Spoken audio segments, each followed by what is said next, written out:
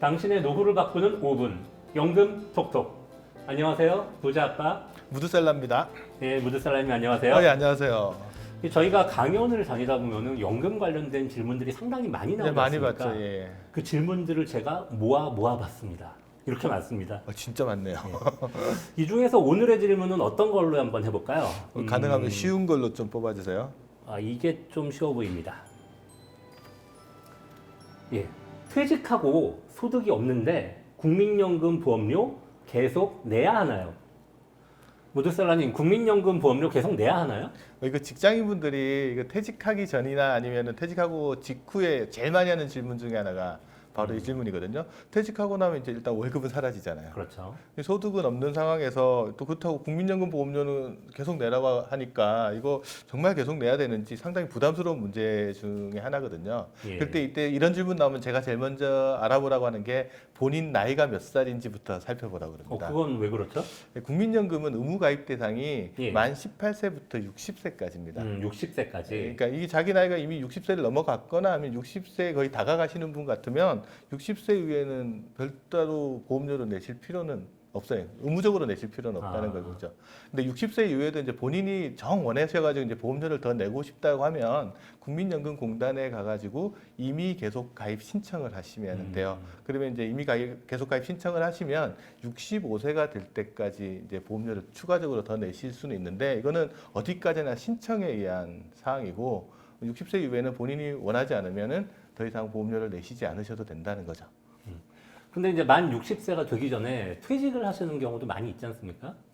그럴 경우에는 이제 어떻게 되나요? 그런 경우 많죠. 이제 지금이야 이제 정년 60세 제도가 이제 예. 도입돼서 60세까지 일하시는 분이 많지만 그래도 상당수의 사람들이 60세 이전에 퇴직을 많이 하시잖아요. 예. 이런 경우에는 이제 배우자를 살펴보셔야 됩니다. 배우자를요? 예, 배우자가 소득이 있고 일을 하시는 분들 있잖아요. 예. 그럼 배우자가 국민연금이나 아니면 다른 공적연금 같은 데 가입하고 있으신 경우가 있거나 아니면 배우자분이 이미 연금을 수령하고 나이가 계시는 많아서 이미 좀 경우가 수령을 하고 있는 네, 그럴 경우? 수도 있어요. 네, 그럴 수도 있겠죠. 그런 분들 같은 경우에는 국민연금 의무 가입 대상에서 빠집니다. 이거 소위 전문 용어로 이제 적용 제외자라고 부르는데 예. 의무 가입 대상이 아니기 때문에 이제 별도로 국민연금 보험료를 내실 필요는 없습니다. 이런 분도. 그럼 이제 배우자가 없거나 아니면 배우자가 있어도 뭐 배우자가 소득이 없거나 이런 경우는 어떻게 되나요? 배우자가 없거나 이제 배우자가 소득이 없는 경우에는 이 경우에는 어쩔 수 없이 직장 가입자에서 이제 지역 가입자도 전환을 해야 됩니다. 그러면 이제 요 경우에 해당되시는 분은 국민연금공단에 가가지고요 지역 가입자 자격 취득 신고를 하셔야 돼요. 신고를 하시면 이제 지역 가입자로 전환이 돼가지고 이제 보험료를 계속 내야 됩니다. 자동으로 전환되는 건 아니고 가서 신고를 해야 되는 네, 거예요. 의무적으로 신고를 하게끔 되어 있습니다. 네. 근데 그러면 신고를 해서 지역 가입자로 전환이 되면은 보험료를 얼마나 내는 거예요? 보통 이제 직장 다니시는 분들은 자기 소득의 9%를 국민연금 보험료로 납부를 하시잖아요. 예. 근데 회사가 4.5% 내주고 자기가 본인이 월급에서 4.5% 또, 내는데 이제 지역 가입자로 전환되면 이제 자격 취득 신고를 하면서 자기 소득을 신고를 합니다. 이건 이제 기준 소득 월액이라는 말을 쓰는데 그냥 자기 소득에서 1,000원 미만을 뗀 금액이에요. 그러니까 그 금액을 신고를 하면 그 금액의 9% 정도를 이제 보험료로 납부를 해야 되는데 직장 다니는 사람들이야 매달 나오는 월급이 똑같잖아요. 그렇죠. 근데 자영업자 같은 경우는 어떤 달은 많이 벌고 어떤 달은 적게 벌고 이러면 좀 잘 모를 수도 있고 그렇죠. 소득이라는 게 일정하지 않은 경우들이 있기 때문에 이런 경우에는 이제 국민연금공단 같은 데서 뭘 해주냐면 신고 권장 소득 금액들을 안내를 해줘요. 그 금액을 보고 이제 자기한테 가장 유사한 금액으로 신고를 하시면 그 금액의 한 9% 정도를 보험료로 납부를 하신다고 알면 됩니다. 그러니까 뭐 소득이 그러면 어떤 사람은 뭐 3개월에 한 번씩 발생한다, 아니면 1년에 뭐 한 번 받는다, 이런 사람들은 그냥 그걸 연평균 내 가지고 대충 신고하면 되는 그렇죠. 거예요. 그 신고 권장 소득 월액을 보고 이제 자기가 가장 유사한 소득을 하고요. 만약에 신고를 한 다음에 소득상이 너무 큰 차이가 난다 그러면 다시 변경이나 정정 신고를 하시면 됩니다. 네. 근데 이제 퇴직하시는 분들 상당수는 아예 소득이 없는 경우도 많을 것 같아요. 그런 경우는 보험료를 어떻게 이런 내나요? 분들 같은 경우 나 이런 데도 국민연금 보험료 계속 내야 되냐 예, 지역 그러니까요. 가입자에서 빠져나오고 싶다 이러신 분들 상당히 너무 많으시거든요. 많은데 지역가입자, 국민연금 가입 상태를 본인이 원한다고 스스로 빠져나올 수는 없어요. 아. 일단 가입 상태는 유지를 하셔야 되는데 유지는 다만 이제 소득이 전혀 없어서 보험료를 낼 여력이 하나도 없다. 예. 이런 경우에는 어떻게 하냐면 국민연금공단 찾아가셔가지고 납부 예외 신청이라는 걸 하시면 됩니다. 납부 예외 신청. 그러니까 소득이 없어도 내가 보험료를 낼 여력이 안 된다고 하면 이제 납부 예외 신청을 하게 되면 이 기간 동안은 소득이 없는 기간 동안은 보험료를 내지 않아도 돼요. 아하. 근데 이 기간은 이제 국민연금 가입 기간이기는 하지만 예. 소득이 없어서 안 내는 기간이거든요. 예. 그래서 이렇게 납부 예외 신청을 하게 되면 이제 장점은 이 기간 동안 이제 아프거나 다쳐가 이제 장애를 당하는 경우 있잖아요. 예. 그러면 장애연금 같은 것들은 계속 받을 수 있고요. 사망을 했을 때 유족연금도 나옵니다.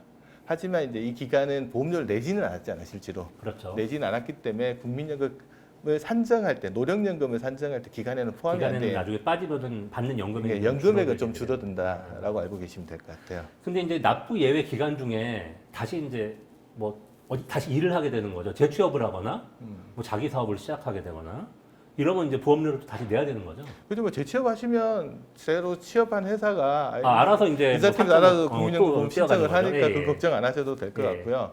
문제가 되는 건 이제 자영업을 하시거나 사업을 하시는 분들 중에는 갈등을 좀 하시는 것 같아요. 어떤 이게 내 갈등이죠? 보험료를 내야 될까 아. 말아야 될까 이런 갈등들을 하는데 이 납부 재개 신고하셔야 됩니다. 아. 그렇게 신고를 안 하시게 되면 보통 이제 소득이 다시 발생하면 다음 달 15일까지 신고를 하시면 이제 예. 국민연금 보험료가 또 내라고 나오거든요. 예. 근데 신고를 안 하면 어떤 불이익이 있냐 그러면 국민연금공단에서 소득이 있는데 신고를 안 하면 소득을 임의로 산정을 해가지고 보험료를 부과해버리는 경우가 생길 수도 있어요. 나중에 들켰을 때요. 그렇죠. 어차피 알게끔 돼 있어. 알게끔 돼 왜냐하면 있나요? 과세자료 신고가 들어가게 되면 4대 보험료를 추가로 징수하는 데가 어디냐 그러면 건강보험공단에서 징수를 하거든요. 예. 거기는 우리나라 소득자료 거의 다 넘어가 있잖아요. 건강보험료 산정한다고. 그렇기 때문에 거기서 알고 징구를 하게 되면 임의로 징구하게 되면 본인의 소득보다 좀 더 많은 금액이 국민연금 보험료로 부과될 수도 있기 때문에 알아서 자기가 신고를 하시는 게 좋고요. 근데 가입 대상인데 예를 들어 신고를 안 하고 보험료를 안 내고 있다. 예. 그럼 어떤 불이익이 있냐 그러면 일정 기간 이상 보험료를 내야 되는데도 안 낸다 그러면 유족연금 같은 것들이나 장애연금 같은 게 안 나올 수도 있습니다.